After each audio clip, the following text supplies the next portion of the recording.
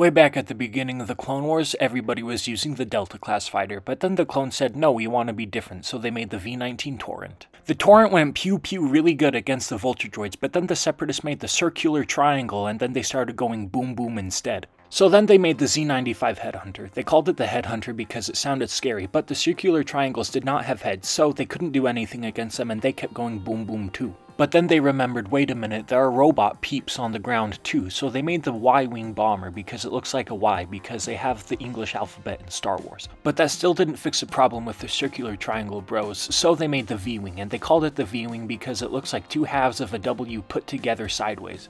But the Jedi also needed to go pew-pew better too, so they made the Interceptor. And these boys both went pew-pew really good, so they kept them, but then all the Jedi died because Palpy said no. So then it was just the two halves of a sideways W fighter for a little bit, but then they realized, you know what, we're the Empire, we need to be fancier, so they made the TIE Fighter.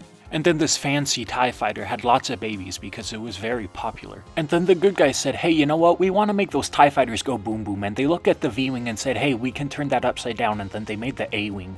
But then they still needed more pew-pew, so they took the Y-Wing and then they made it into another Y-Wing. And then they also said, hey, Headhunter need 2 more wings, so then they made the X-Wing.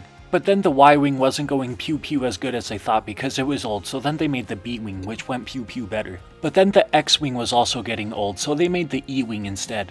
But then bad guys said, no, nostalgia good, nostalgia sells, so then they made a new X-Wing and a new Y-Wing, even though it didn't really make sense because they had already been replaced by an E-Wing and a B-Wing.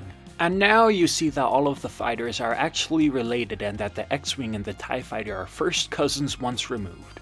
This also means that everybody is trying to kill each other at family reunions. Thank you for watching and check out another video on the end screen now.